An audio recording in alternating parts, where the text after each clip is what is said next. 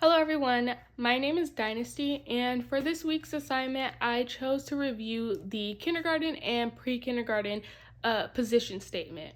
And so this policy statement basically just lays out NEA's take on kindergarten and pre-kindergarten, and they do this by breaking it down into two main areas. One being how these programs are set up and funded, and the other in how they should be delivering high quality education. And so NEA's position is all about making sure that both kindergarten and pre-kindergarten are accessible, are structured to meet the diverse needs of every child's educational development, and well funded with new money. And one thing I really took away from this policy statement is the new money.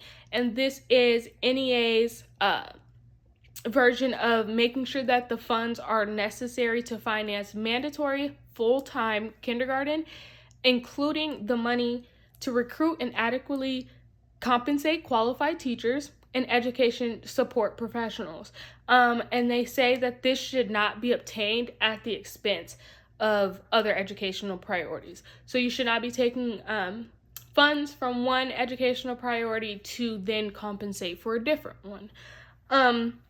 And since early education is being so vital in boosting kids' academic, social, and cognitive skills, NEA backs a non-mandatory, free, public-funded pre-K for all 3 and 4-year-olds. However, they do go on to discuss things such as public schooling should be able to handle kindergarten funding, but should not be covering private kindergarten. So this kind of draws on ideas from classical theories, right? The zone of proximal development and ecological system theory. These both stress how critical the early years are. And I think that these theories back up the need for the full day quality programs, the small class sizes, and the strong adult support. And they basically say that the kids learn best when they're in environments that are both supportive and tuned into their development stage.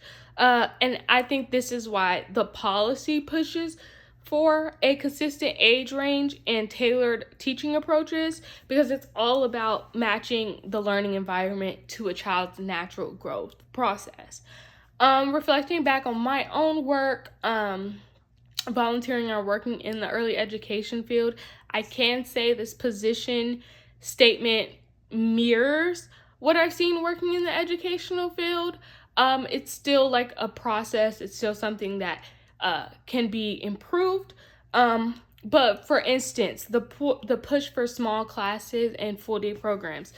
When classes have fewer kids and a dedicated aide, that then every child is getting the extra bit of attention that they need. As opposed to being out of teacher-child ratio and having to not be able to really focus in on each child because there's too many.